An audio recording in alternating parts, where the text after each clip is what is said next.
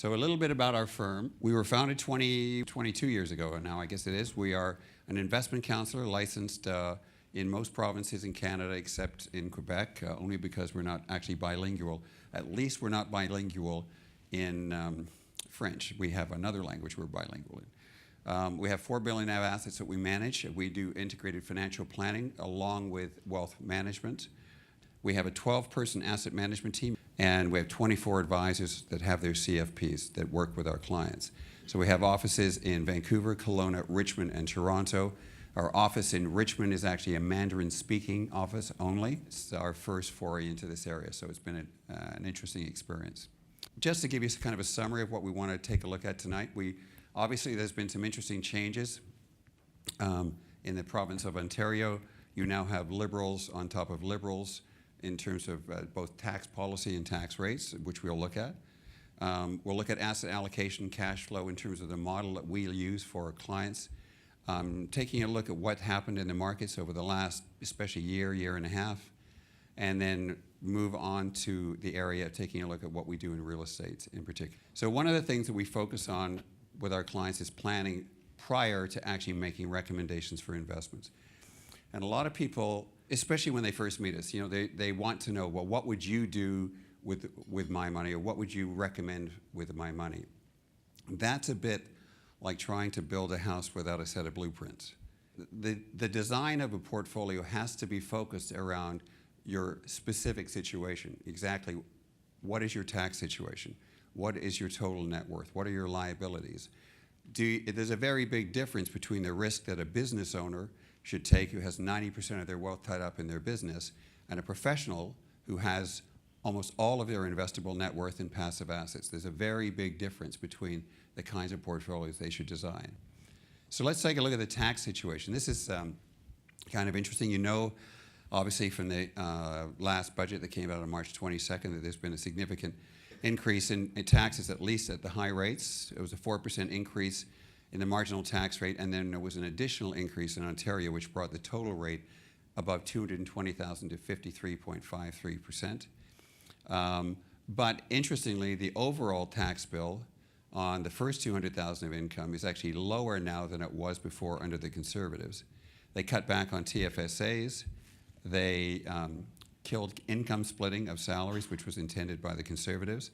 And then there were two things they looked at. One was to eliminate the use of stock options over $100,000 and essentially make them fully taxable. And the second was to take a really hard look at incorporated professionals and figure out a way to eliminate the ability for professionals in particular to incorporate and get the small business deduction. And there was an increase of 4% on corporate passive rates. So basically it appears there was no good news at all. We're going to look through this and realize it's not quite as bad as it looks, but that's what the headlines look like. They dropped this option on stock options. In other words, they basically were lobbied primarily by the tech industry. And they did drop this one as well, because I think they found out it was going to be a lot harder to implement than they realized. So let's take a look at what that means. These are tax rates for the province of Ontario. So if you're self-employed or you're an incorporated professional, you're paying 15% tax in your company on your first $500,000 of income. You sit down with your accountant each year and you come up with some model to split income as effectively as you can between yourself and your spouse or your children using a trust. And if you have funds left over, you invest them in a holding company, and that company could pay tax as much as 50.2% on its passive income. There are ways to significantly reduce that tax, which we'll look at, but it could be as high as that.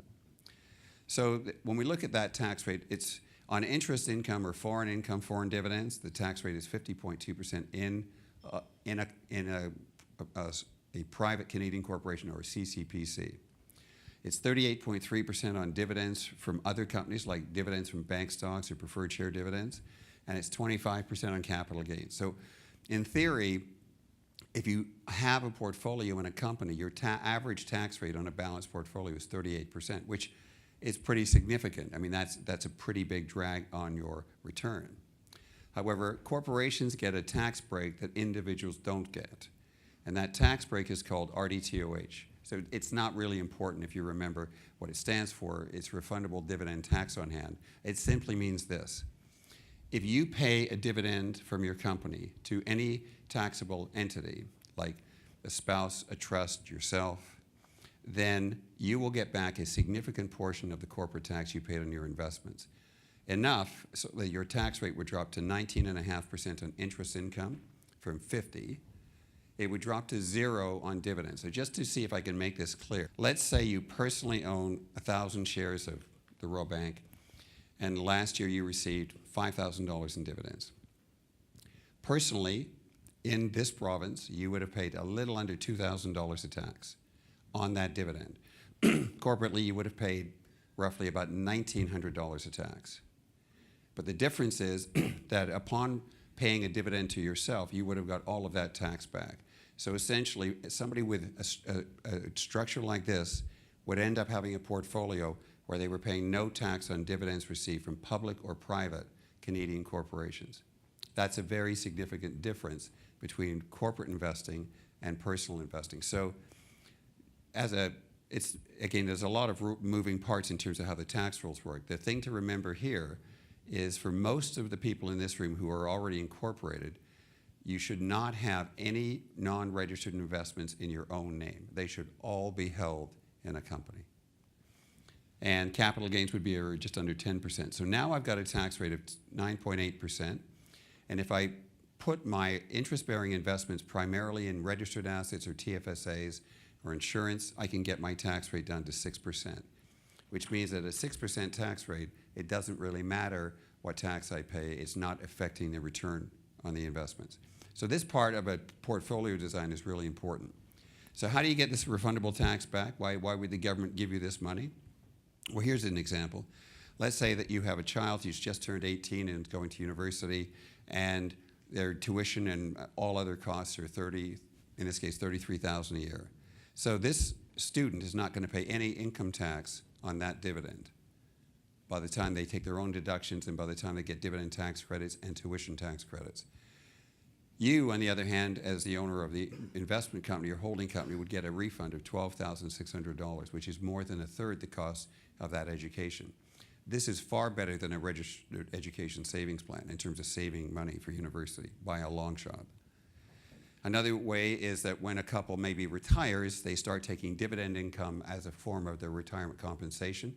This couple is taking $200,000 a year. They're going to get back $76,000 in taxes as long as they've got those credits built up.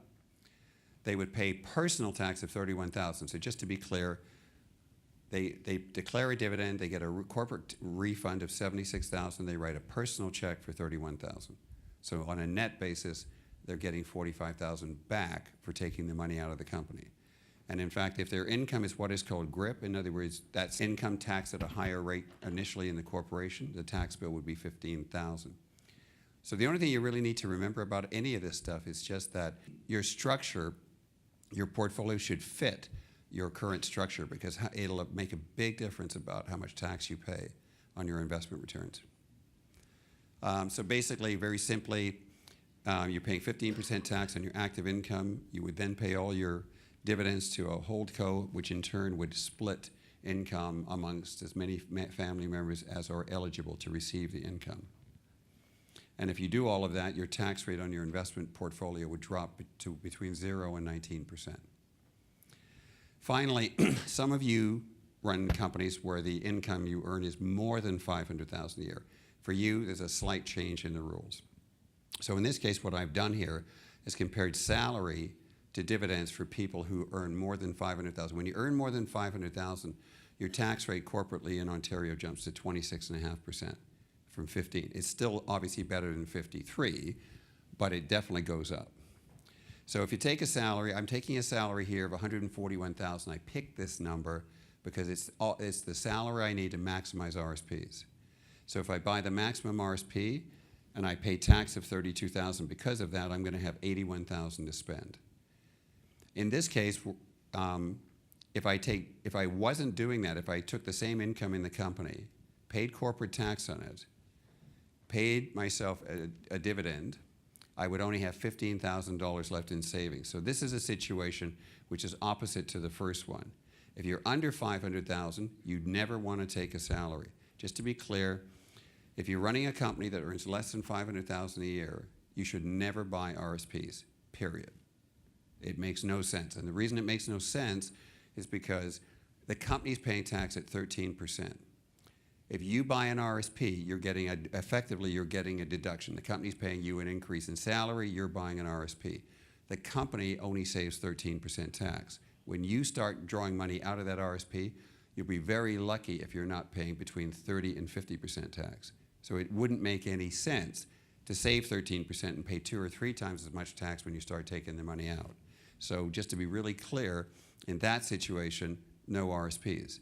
But in this situation, where you're over 500,000 a year, you are better to buy RSPs or IPPs. So the difference in the rules, if you're over 500,000, take enough salary to buy RSPs and then take dividends.